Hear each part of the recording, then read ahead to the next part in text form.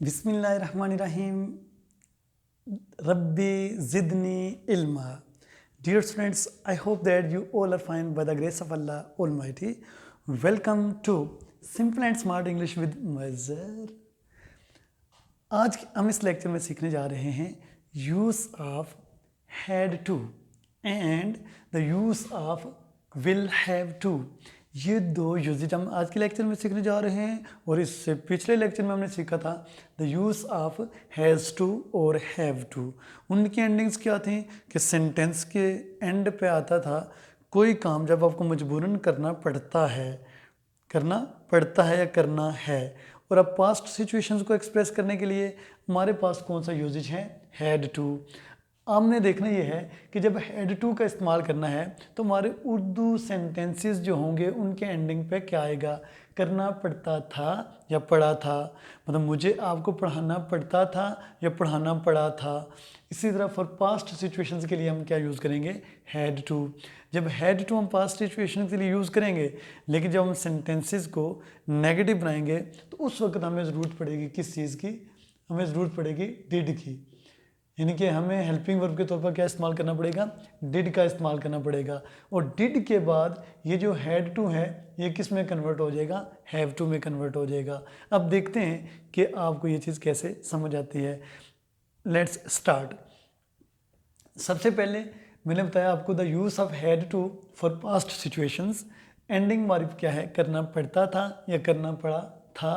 तो हमारे पास सबसे पहले क्या है, सेंटेंस स्ट्रक्चर है। मैंने लिखा सबसे पहले सब्जेक्ट, क्योंकि बार बार आप पढ़ चुके हैं। कुछ स्टूडेंट्स की ये ख्वाहिश थी कि आप पहले लिख कर हमें एक्सप्रेस कर दें, उसको एक्सप्लेन कर दें ताकि हम इजीली समझ जाएंगे। तो मैंने कहा चलें आज उनकी भी ख्वाहिश पूरी कर देते हैं। होप सो वो स्टूडेंट्स लाजमी इस लेक्चर को शुरू से लेकर आखिर तक देखेंगे। अभी तक अगर आपने मेरा चैनल सब्सक्राइब नहीं किया तो सबसे पहले उसको सब्सक्राइब करें, और अगर वीडियो आपको पसंद आए तो इसको आगे शेयर भी करें। होप सो मेरे कहने के बगैर भी ये आप काम कर रहे होंगे।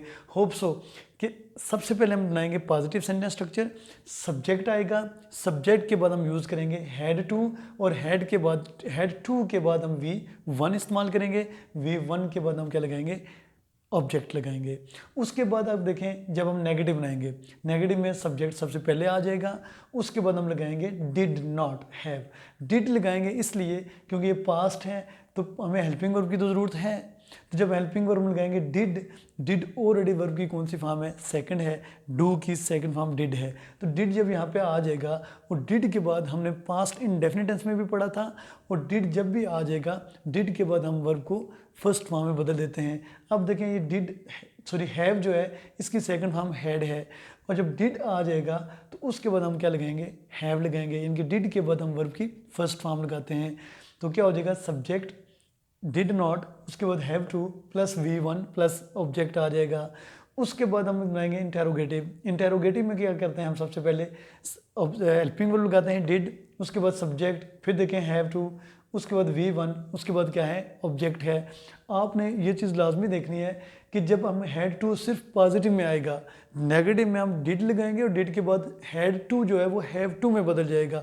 अब देखें तीनों सेंटेंस में आपको डिड नज़र आ रहा है, डिड है और डिड है।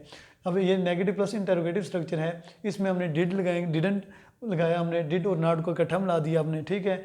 उसके बाद हमने क्या किया, सब्जेक्ट लगाया, उसके बाद हमने हैव टू लगाया, उसके बाद वी वन है, और उसके बाद क्या हमारे पास ऑब्जेक्ट है। इसी तरह एक सेंटेंस है, मुझे आपको पढ़ाना पड़ता है, मुझे आपको पढ़ाना पड़ता था। मुझे या फिर आएगा मुझे आपको पढ़ाना पड़ा था या मुझे आपको पढ़ाना पड़ता था। तो इन दोनों सूरतों में अगर ये एंडिंग हो तो आपने बनाना होगा I had to teach you. अगर यहाँ पे आ जाए उसे आपको पढ़ाना पड़ता था तो यहाँ पे आ जाएगा he had to teach you. अगर मेल है तो ही आएगा, अगर फीमेल है तो फिर क्या आ जाएगा, शी आ जाएगा। इसी तरह आपको उन्हें पढ़ाना पड़ता था, you had to teach them. इसी तरह नेगेटिव बनाएंगे तो इसका क्या नेगेटिव बनेगा, I did not have to teach you. मुझे आपको नहीं पढ़ाना पड़ता था। क्या मुझे आपको पढ़ाना पड़ता था, did I have to teach you. क्या मुझे आपको नहीं पढ़ाना पड़ता था, did I not have to teach you. This is what which you have to keep in your mind. ये वो चीज़ है जो आपने क्या करनी है, जहन में रखनी है। अब देखिए मैंने यहाँ पे आपको थोड़ा सा लगेगा, यहाँ पे मैंने डिडंट लिखा है और यहाँ पे मैंने डिड और आगे क्या लिख दिया है नॉट। आपने देखना है कि ये इस तरीके से भी लिखा जा सकता है और आप डिड नॉट इकट्ठा भी लिख सकते हैं शुरू में, उसके बाद क्या आ जाएगा, I have to teach you, I have to teach you, didn't I have to teach you? You know, most of the time what happens in written form, this structure is followed, but in spoken English this structure is followed, क्योंकि didn't, if you write didn't in the beginning of sentence or you speak in the beginning of sentence, it looks beautiful, but आपने दोनों को ध्यान में रखना है कि इस तरीके से भी सेंटेंस बन जाता है और इस तरीके से भी सेंटेंस बन जाता है। तो हमने क्या सीखा है, हैड टू का यूजेज, कि जिसके आखिर में करना पड़ता था या करना था। मैं कहता हूँ मुझे खाना खाना पड़ता था, I had to eat food. मैं कहता हूँ मुझे लाहौर जाना पड़ता था, I had to go to Lahore. मुझे शॉपिंग करनी पड़ती थी, I had to do shopping. तो ये आपके सामने सारी की सारी चीज़ें आ गई हैं। अब मैं जंप कर रहा हूँ किस यूजेज की तरफ, विल हैव टू की तरफ, क्योंकि हमने प्रेजेंट में भी पढ़ लिया था हैज़ टू और हैव टू, पास्ट में भी हमने पढ़ लिया है, और अब मैं जंप कर रहा हूँ, मूव कर रहा हूँ, दौड़ रहा हूँ किसकी तरफ, विल हैव टू की तरफ।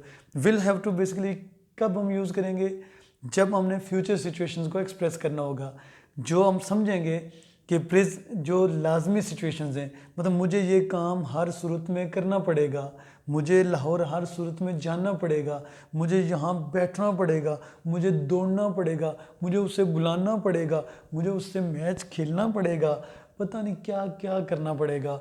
आपने ये चीज़ देखनी है कि करना पड़ेगा या फिर क्या होगा, करना होगा या करना पड़ेगा, करना होगा या फिर क्या होगा, करना पड़ेगा। आपने ये दोनों चीज़ें ध्यान में रखनी है, करना होगा या करना पड़ेगा। अगर इस तरह के सेंटेंस आ जाए तो फिर हम क्या यूज़ करेंगे, विल हैव टू। आप देखें सबसे पहले सब्जेक्ट है पॉजिटिव सेंटेंस के लिए, फिर हमने यूज़ किया है विल हैव टू, उसके बाद V1 है, उसके बाद क्या है, ऑब्जेक्ट है। इधर हमने यूज़ किया था सब्जेक्ट हैड टू और उसके बाद हमने क्या यूज़ किया था, V1। इधर क्योंकि पास्ट था, पास्ट में कोई काम लाजमन करना पड़ता था तो वो ये था हमारे पास, फ्यूचर में कोई काम लाजमन करना पड़ेगा तो उसके लिए हमारे पास विल हैव टू है। यानी कि सब्जेक्ट का हमने विल हैव टू और उसके बाद V1 आ गया प्लस ऑब्जेक्ट आ गया। इसी तरह जब नेगेटिव बनाएंगे सबसे पहले सब्जेक्ट है, फिर विल नॉट हैव टू आ जाएगा और उसके बाद क्या आ जाएगा, V1, उसके बाद क्या आ जाएगा, ऑब्जेक्ट आ जाएगा। यानी कि विल और हैव के दरमियान क्या लगा दिया आपने, नॉट लगा दिया। इसी तरह इंटेरोगेटिव बनाएंगे, विल आएगा, सब्जेक्ट आएगा, हैव टू आएगा, V1 आएगा और प्लस ऑब्जेक्ट आ जाएगा। इसी तरह नेगेटिव प्लस इंटेरोगेटिव बनाएंगे, विल आ जाएगा और यहाँ पे वोंट भी आ सकता है, उसके बाद सब्जेक्ट आ जाएगा, नॉट आ जाएगा, हैव टू और V1 प्लस ऑब्जेक्ट आ जाएगा।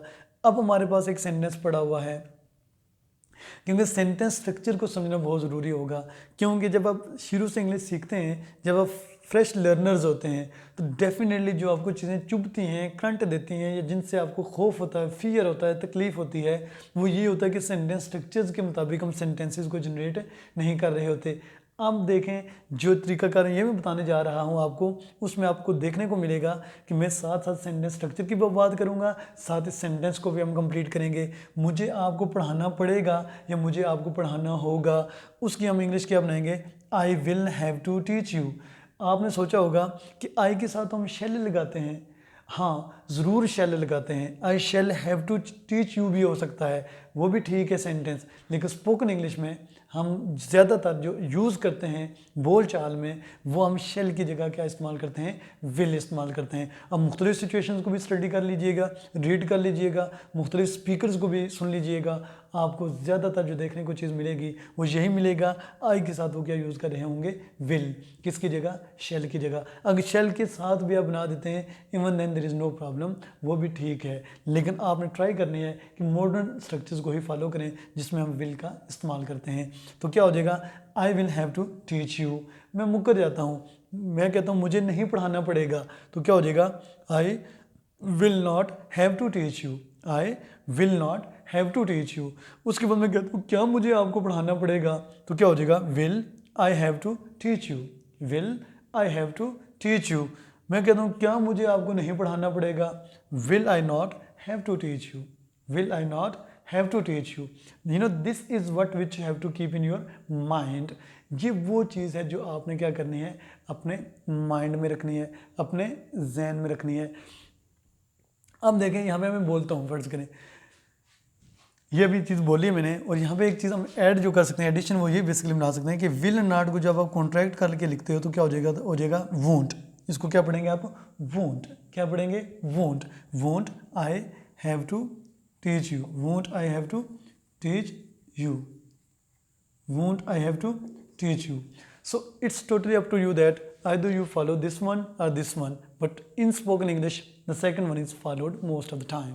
Either it is according to has to, have to, or had to, or will have to. जिन्होंने हैज़ टू और हैव टू का यूजेज नहीं देखा या नहीं पढ़ा, वो मेरी पिछली वीडियो जो मैंने लास्ट वीक में आपको सेंड की थी उसमें प्लीज़ देख लीजिएगा, उसमें मौजूद है हैज़ टू का इस्तेमाल भी और हैव टू का इस्तेमाल भी।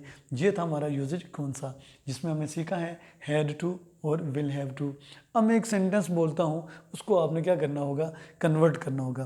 पहले उसको पास्ट सिचुएशन में लेके जाना है, फिर उसको आपने फ्यूचर की सिचुएशन में लेके जाना है। होप्स हो कि जब आप फ्यूचर में लेके जाएंगे तो आपको आइडिया हो जाएगा कि इसका पास्ट हमने ये बनाया था, इसका मतलब है पास्ट में हमें ये काम करना पड़ता था और आने वाले वक्त में यह काम हमें करना पड़ेगा। अब देखते हैं कैसे इसको जनरेट करते हैं। मुख्तलिफ सेंटेंसेस बोलूँगा, आप नोट कीजिएगा, आप लिखिएगा, उनको प्रैक्टिस में लाइएगा। देखते हैं सबसे पहले, मुझे मार्कर इस्तेमाल करना पड़ता था, मुझे मार्कर इस्तेमाल करना पड़ता था, मुझे मार्कर इस्तेमाल करना पड़ेगा, मुझे मार्कर इस्तेमाल करना पड़ता था, मुझे मार्कर इस्तेमाल करना पड़ेगा, मुझे पंखा ऑन करना पड़ेगा और मुझे पंखा ऑन करना पड़ता था, मुझे बाहर जाना पड़ेगा, मुझे बाहर जाना पड़ता था, मुझे अंगूर खाने पड़ते हैं, सॉरी पढ़ते हैं होगा तो वो पिछला जो यूजेज चला जाएगा। मुझे अंगूर खाने पड़ते थे, मुझे अंगूर खाने पड़ेंगे, मुझे लाहौर जाना पड़ता था या मुझे लाहौर जाना पड़ेगा, मुझे लाहौर जाना पड़ा था, मुझे लाहौर जाना होगा, मुझे कुर्सी पर बैठना पड़ा था, मुझे कुर्सी पर बैठना पड़ा, मुझे कुर्सी पर बैठना होगा। अब ये मुख्तलिफ सेंटेंसेस में बोले हैं। अब सेंटेंसेस को सुनते जाएं, नोट डाउन करते जाएं, इनको अपनी प्रैक्टिस में ले आएँ। प्रैक्टिस कहाँ से स्टार्ट करें, आप सुबह अपनी रूटीन से स्टार्ट करें। मुझे 2 हफ्ते पहले सुबह 6 बजे जागना पड़ता था और मुझे कल 6 बजे जागना पड़ेगा, मुझे इतने बजे नाश्ता करना पड़ता था, मुझे इतने बजे नाश्ता करना पड़ेगा। करते करते जब आप रूटीन के सेंटेंसेस को ले आएंगे अपनी लैंग्वेज में तो फिर बहुत कम सेंटेंसेस रह जाएंगे जिनको आपने खुद से जनरेट करना होगा, यानी कि वो सिचुएशन रूटीन से हट के हो जाएंगे। जब रूटीन से हट के हो जाएंगे, ये यूजेज अगर आपको तैयार हैं, इनके मुताबिक अगर आप कम्युनिकेट कर सकते हैं, then there is no issue at all. Hope so मेरा लेक्चर आपको ये पसंद आया होगा। अभी तक अगर आपने मेरे चैनल को सब्सक्राइब नहीं किया, सबसे पहले उसको सब्सक्राइब करें और सब्सक्राइब करने के बाद अगर वीडियो आपको अच्छी लगे उसको दूसरे स्टूडेंट्स के साथ भी शेयर करें और दूसरे स्टूडेंट्स को भी एडवाइस करें कि वो भी इसको सब्सक्राइब करें ताकि आने वाली तमाम वीडियोस आपको मिलती रहें। हाँ, अगर मुमकिन हो तो बेल आइकन को दबा दीजिएगा, वहाँ पे ऑल पे क्लिक करके तमाम आने वाली वीडियोस के नोटिफिकेशन हासिल कर लीजिएगा। Now the timing of this session has ended. I think it's all right for now. It's also very very nice to talk to you, nice to present you. Have a nice discussion, take care of your self, wish you the best of luck, may you live long. Okay, bye bye and Allah Hafiz as well. Thank you very much.